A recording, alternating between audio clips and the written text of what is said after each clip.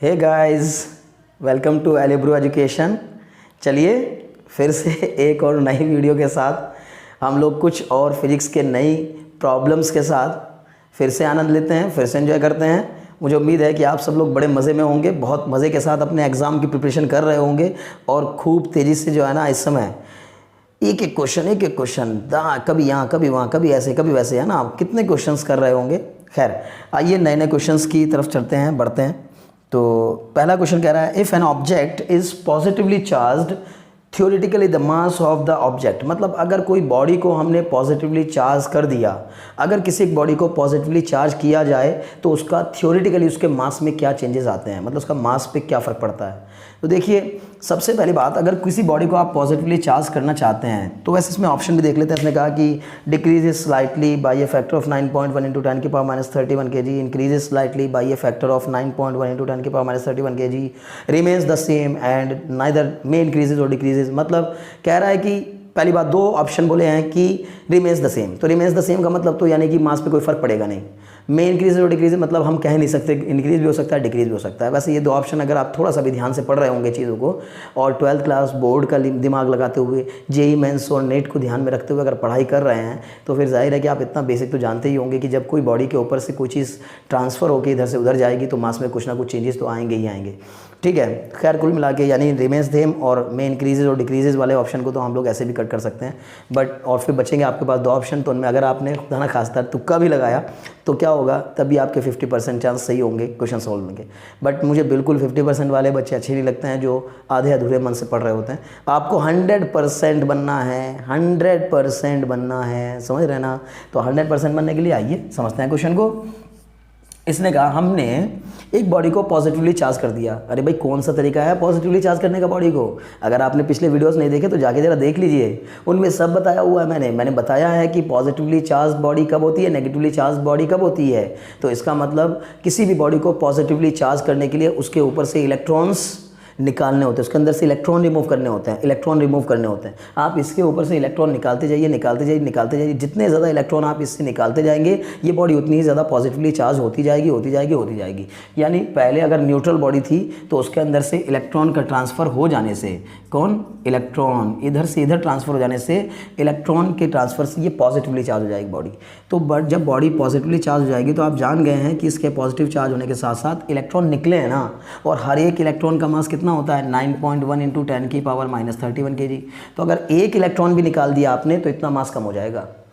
भले ही बहुत कम है, वो इलेक्ट्रॉन का मास बहुत कम है। लोगों को लगता है इलेक्ट्रॉन के जाने से क्या फ़र्क पड़ रहा है। अरे एक इलेक्ट्रॉन के जाने से नहीं फ़र्क पड़ रहा है, लेकिन फिर भी कुछ तो फ़र्क पड़ रहा है ना। फिजिक्स कह रही है कि 9.1 इंटू 10 के पावर -31 kg होता है मास ऑफ इलेक्ट्रॉन। तो एक इलेक्ट्रॉन के ट्रांसफर होने से इतने मास की कमी आएगी।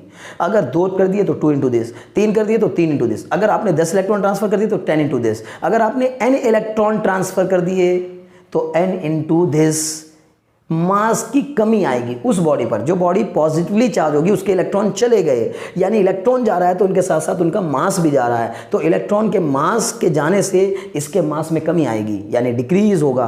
कितना डिक्रीज होगा? इलेक्ट्रॉन के मास के n फैक्टर के इक्वल डिक्रीज हो जाएगा। तो ऑप्शन देखिए, तो पहले ऑप्शन में इंक्रीज लिखा हुआ है, कट मार दीजिए। दूसरे ऑप्शन में डिक्रीज लिखा है, decrease slightly by A factor of 9.1 into 10 की पावर -31 kg। ये बिल्कुल सही ऑप्शन है, यानी कि B part is the right answer. चलिए नेक्स्ट क्वेश्चन की तरफ बढ़ते हैं। इसने कहा है नेक्स्ट क्वेश्चन में, which one of the following is correct diagram for the charge distribution of hollow sphere. मतलब किसी एक होलो स्फीयर के ऊपर चार्ज के डिस्ट्रीब्यूशन का सही डायग्राम कौन सा है। यानी एक होलो स्फीयर के ऊपर चार्ज को डिस्ट्रीब्यूट करके 4 ऑप्शन में दिया। बड़ा ज़बरदस्त क्वेश्चन।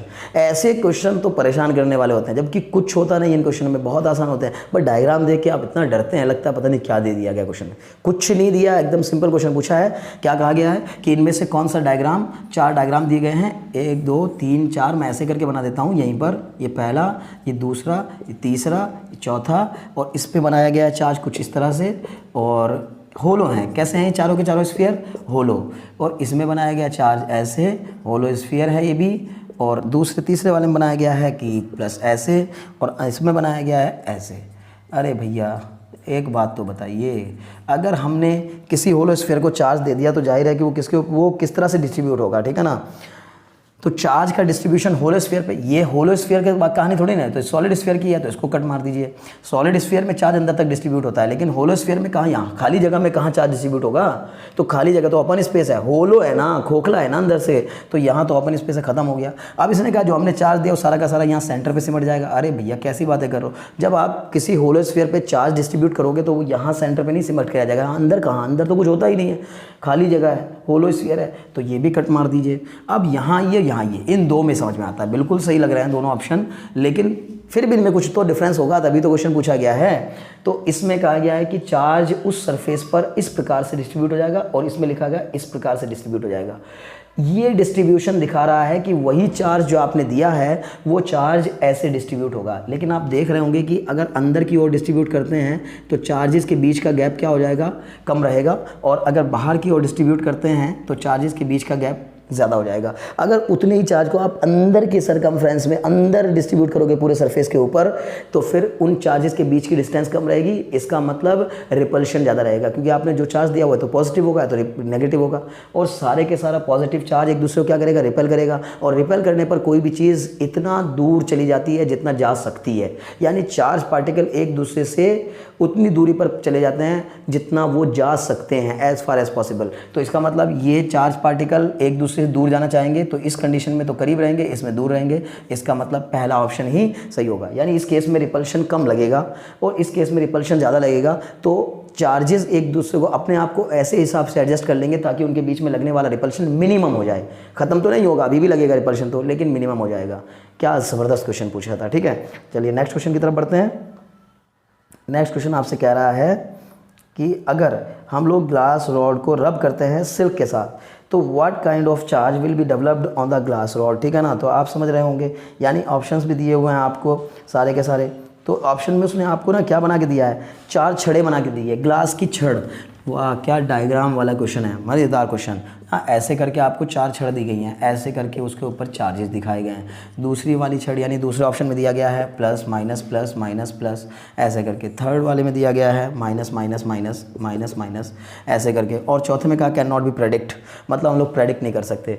अरे भाई क्यों नहीं कर सकते, प्रेडिक्ट कर सकते हैं। इसने कहा जब ग्लास की रॉड को, एक ग्लास की रॉड को, मैंने आपको एक पहले वीडियो में भी ये बात बताई है, सबसे पहला क्वेश्चन ही यही था शायद, जहाँ तक मुझे याद आ रहा है। तो एक ग्लास की रॉड को जब सिल्क के ऊपर रब किया जाता है तो इलेक्ट्रॉन का ट्रांसफ़र सिल्क की ओर हो जाता है, यानी कि आप सिल्क के किसी मटेरियल के साथ अगर रब करेंगे ग्लास रॉड को तो इलेक्ट्रॉन ग्लास रॉड से सिल्क की ओर चले जाते हैं, और जब इलेक्ट्रॉन इधर ट्रांसफ़र हो जाएंगे तो जो जिससे इलेक्ट्रॉन जाते हैं वो बॉडी पॉजिटिवली चार्ज हो जाती है, और जिस पर जाते हैं वो नेगेटिवली चार्ज हो जाती है, तो ये नेगेटिवली चार्ज हो जाएगी। ठीक है ना, तो इसका मतलब ग्लास रॉड है वो कैसी हो जाएगी, पॉजिटिवली चार्ज। तो first option is the right answer, क्योंकि डी में तो कहा था कैन नॉट प्रेडिक्ट, तो प्रेडिक्ट तो क्यों नहीं कर सकते, कर लेंगे, और पहला ही ऑप्शन बिल्कुल सही होगा।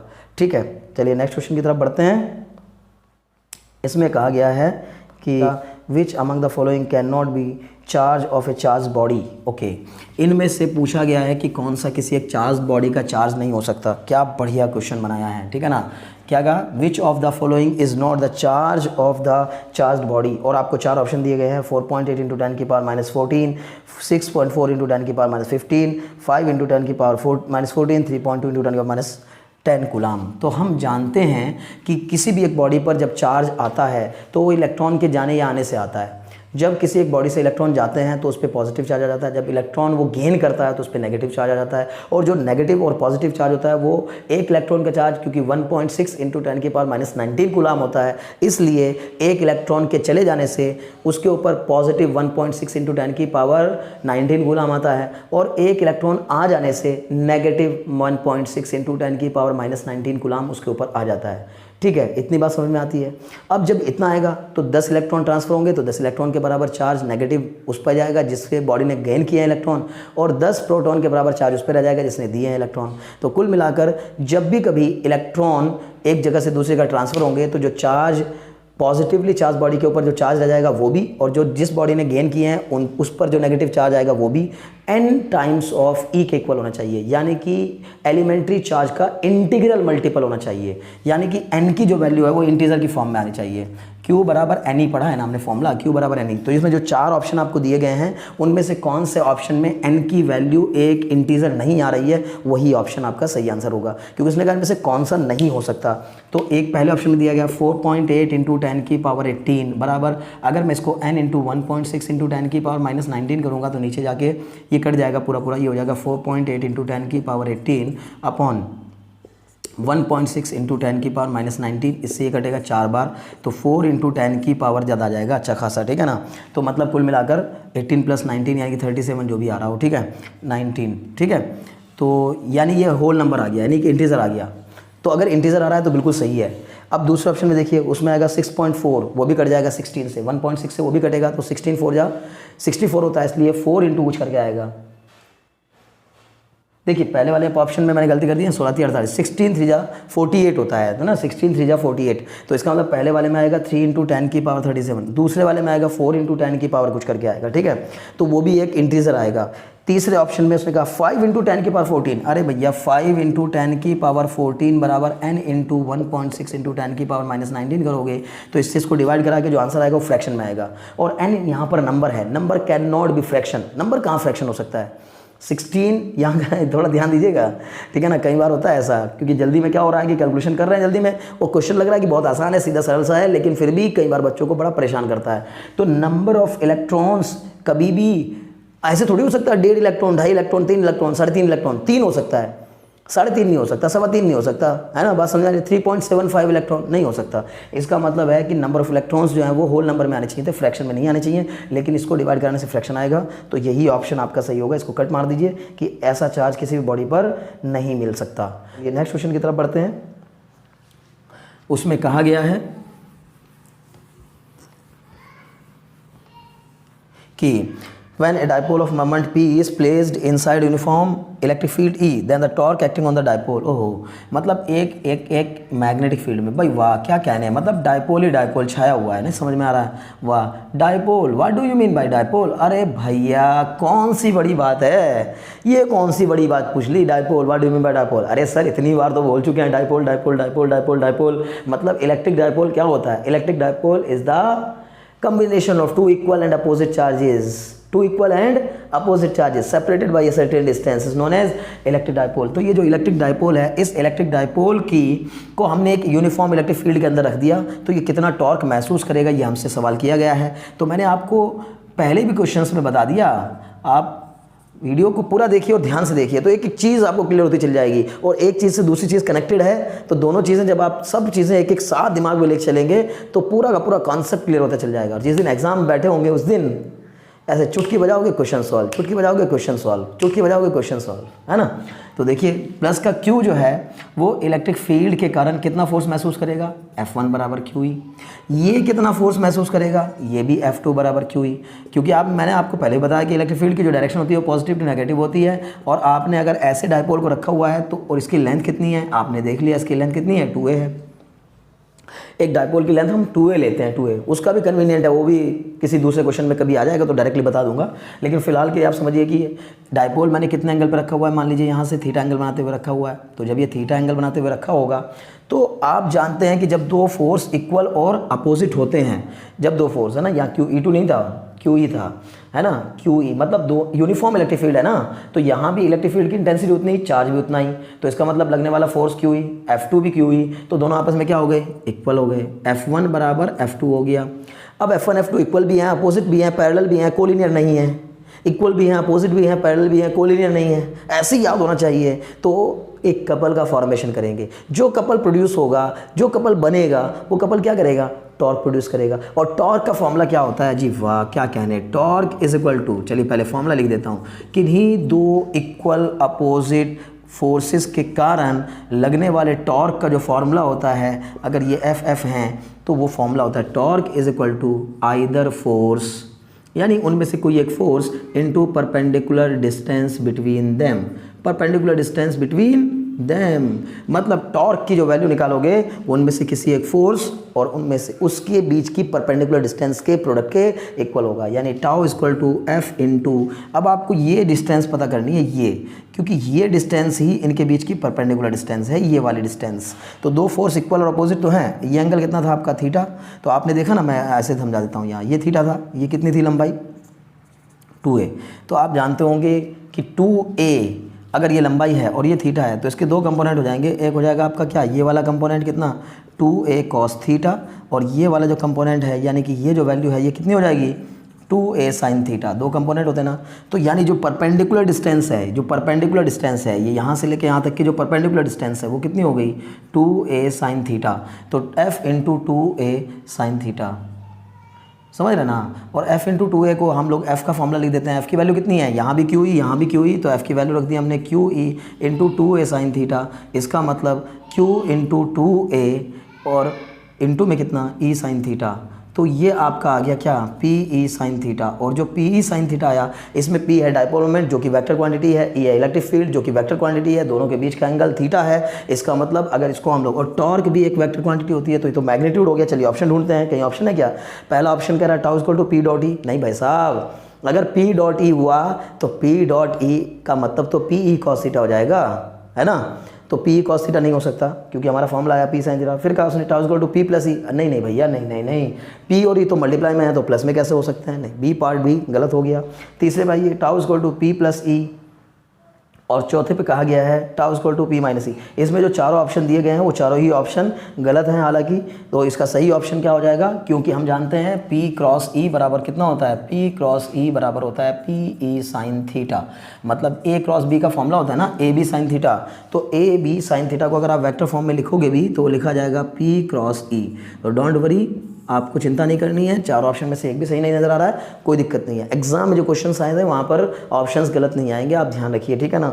तो लेकिन फिर भी आपका कॉन्सेप्ट अगर क्लियर है तो आप गलत ऑप्शन को तुरंत बता देंगे। चारों के चारों क्वेश्चन के ऑप्शंस अगर गलत भी रहेंगे तो आप अगर ध्यान से पढ़ रहे हैं तो फिर आप 100% सामने वाले को बता सकते हैं कि इसमें चारों ऑप्शन गलत हैं, और उनमें से एक भी सही नहीं मिला तो आपने tau equal to P cross E लगा दिया। नेक्स्ट क्वेश्चन कह रहा है the quantisation of charge implies, मतलब जो क्वांटाइजेशन होता है, चार्ज का जो क्वांटाइजेशन होता है वो किस चीज़ को बताता है ना। चार ऑप्शन दिए गए। अरे वैसे तो आपने चार्ज की प्रॉपर्टीज़ पढ़ी होंगी ना, मैंने कहा ना सीधे सीधे आप चाहें तो क्वेश्चंस खुद से फ्रेम करिए, खुद से क्वेश्चन बनाइए, खुद से सॉल्व करिए, और जितने क्वेश्चंस आप खुद से फ्रेम करेंगे उतने क्वेश्चंस कोई और बना भी नहीं पाएगा। आप टॉपिक को पढ़िए, उस टॉपिक को पढ़कर उसमें से नए नए क्वेश्चंस अपने आप जनरेट करिए, नए नए क्वेश्चन अपने आप बनाने की कोशिश करिए। खैर आ जाते हैं क्वेश्चन पर। कह रहा है क्वांटाइजेशन ऑफ चार्ज इम्प्लाइज, मतलब चार्ज का जो क्वांटाइजेशन होता है वो किस बात को इम्प्लाई करता है, यानी क्या उसका मतलब होता है, क्या बताना चाहता है। और चार ऑप्शन दिए हैं, तो इसमें ना कुछ भी समझाने जैसा वहाँ पे तो नहीं है बोर्ड पे, समझ लीजिए आप डायरेक्टली। चार्ज की प्रॉपर्टीज़ होती हैं, उन प्रॉपर्टीज़ में से एक प्रॉपर्टी का जिक्र किया है यहाँ पर, और वो प्रॉपर्टी होती है कि चार्ज इज़ क्वांटाइज्ड, मतलब चार्ज को चार्ज क्वांटाइजेशन फॉलो करता है। क्वांटाइजेशन का मतलब होता है छोटे छोटे टुकड़ों में ब्रेक कर देना, चीज़ों को छोटे छोटे हिस्सों में तोड़ देना, क्वांटाइजेशन कहलाता है। तो क्या ऑप्शन देखिए, पहला क्या कह रहा है, चार्ज डज नॉट एग्जिस्ट। भाई कैसी बातें कर रहे हो, चार्ज एग्जिस्ट नहीं करता, चार्ज तो एग्जिस्ट करता ही करता है। सारा का सारा खेल तो ये चार्ज के कारण ही हो रहा है, पूरी 12th क्लास की फिजिक्स तो चार्ज के आसपास घूम रही है। खैर छोड़ो। दूसरा है charge exist on the particles, charge exist on the particles, मतलब ये क्या बात हुई, इस बात की क्वांटाइजेशन ये बता रहा है कि चार्ज जो है वो किसी पार्टिकल के ऊपर एग्जिस्ट करता है, नहीं। तीसरा देखिए, उसने कहा there is a minimum permissible magnitude of charge, okay, ये कह रहा है कि, और थर्ड लास्ट ऑप्शन में कह रहा है कि charge can not be created, charge को क्रिएट नहीं किया जा सकता। बात तो सही है, चार्ज कंजर्व रहता है, चार्ज कंजर्व रहता है कि मतलब charge can neither be created not be destroyed, it can be transfer from one body to another body, मतलब चार्ज को हम एक बॉडी से दूसरी बॉडी पे ट्रांसफर तो कर सकते हैं लेकिन चार्ज को क्रिएट या डिस्ट्रॉय नहीं कर सकते। इसका मतलब है कि charge can not be created, ये ऑप्शन तो सही है बट ये इस क्वेश्चन के हिसाब से ऑप्शन सही नहीं है। क्यों? क्योंकि भाई आप एक बात तो बताओ, क्वांटाइजेशन के बारे में पूछ रहा है, कंजर्वेशन के बारे में थोड़ी ना पूछ रहा है कि चार्ज को क्रिएट कर सकते हैं कि नहीं कर सकते, डिस्ट्रॉय कर सकते हैं कि नहीं कर सकते, मतलब पूछ रहा है चार्ज क्वांटाइज्ड हो सकता है कि नहीं हो सकता है, यानी चार्ज को ब्रेक किया जा सकता है कि नहीं किया जा सकता, बिल्कुल किया जा सकता है। और जब चार्ज को ब्रेक करते हैं तो ब्रेक करते करते उसकी जो सबसे मिनिमम पॉसिबल वैल्यू होती है वो चार्ज ऑफ 1 इलेक्ट्रॉन के इक्वल होती है, जिसको हम एलिमेंट्री चार्ज कहते हैं। तो इसका मतलब थर्ड ऑप्शन में इसने कहा there is a minimum permissible magnitude of charge, मतलब चार्ज का एक मिनिमम परमिसिबल मैग्नीट्यूड होता है जब हम चार्ज को क्वांटाइज करते हैं। बिल्कुल सही है, इसमें कोई दो राय नहीं है। चलिए नेक्स्ट क्वेश्चन की ओर बढ़ते हैं।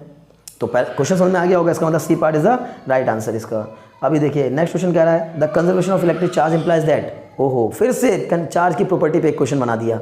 और चार्ज की प्रॉपर्टी पे जो क्वेश्चन है वो क्या कह रहा है कि the conservation of electric charge, the conservation of electric charge is implies that the charge can not be created.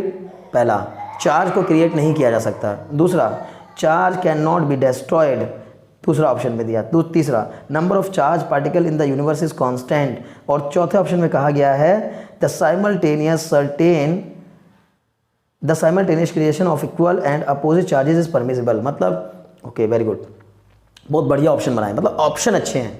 वैसे तो कंजर्वेशन ऑफ चार्ज के बारे में आपने पढ़ा है कि charge can not be created, लेकिन केवल क्रिएट ही नहीं किया जा सकता ऐसा नहीं है, डिस्ट्रॉय भी नहीं किया जा सकता। मतलब charge can not be created, neither be created not be destroyed. मतलब जो चार्ज मौजूद है उसको आप बस इधर से उधर ट्रांसफ़र तो कर सकते हो, चार्जेस को इधर से उधर ट्रांसफ़र तो कर सकते हो, लेकिन अपनी मर्जी से जो चार्जेस आप लोग क्रिएट करने की कोशिश करेंगे तो चार्ज क्रिएट नहीं होता। ठीक है, आपको बताना यह है। तो ऑप्शन देखिए, तो पहला ऑप्शन भी देखने में लग रहा है कि charge can not be destroyed, ये भी सही लग रहा है ना। और दूसरा जो आपने देखा charge can not be destroyed, वो भी सही लग रहा है। लेकिन आपको देखना है सबसे अप्रोप्रिएट आंसर क्या है। तो उसने कहा simultaneous creation of equal and opposite charges is permissible.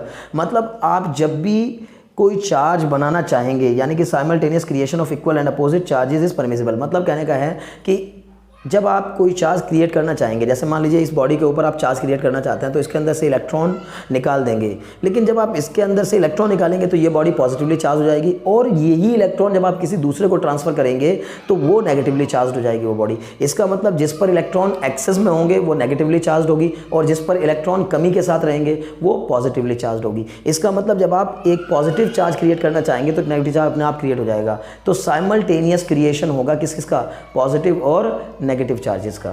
ठीक है, तो इसमें सबसे अप्रोप्रिएट आंसर कौन सा हुआ, ऑप्शन डी। मुझे उम्मीद है कि आप समझ गए होंगे।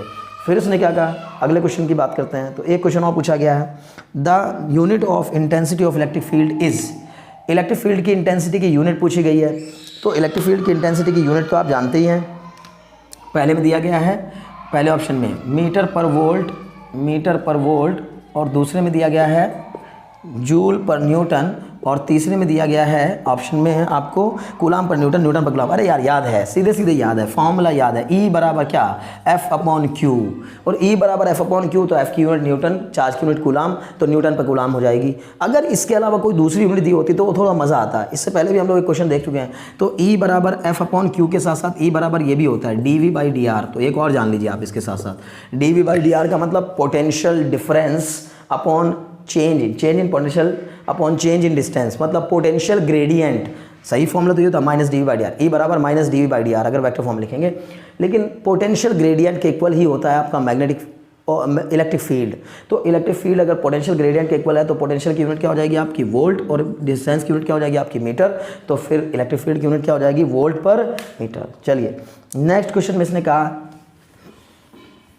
तो न्यूटन पर कूलाम और वोल्ट पर मीटर दोनों ही इलेक्ट्रिक फील्ड की यूनिट होती है, न्यूटन पर कूलाम और वोल्ट पर मीटर। ओके, अब नेक्स्ट क्वेश्चन में कहा 1 वोल्ट इज इक्वल टू, अच्छा 1 वोल्ट के बारे में पूछ रहा है। चलिए 1 volt is equal to, option दिए गए हैं 1 joule per coulomb, 1 coulomb per joule, 1 joule into coulomb.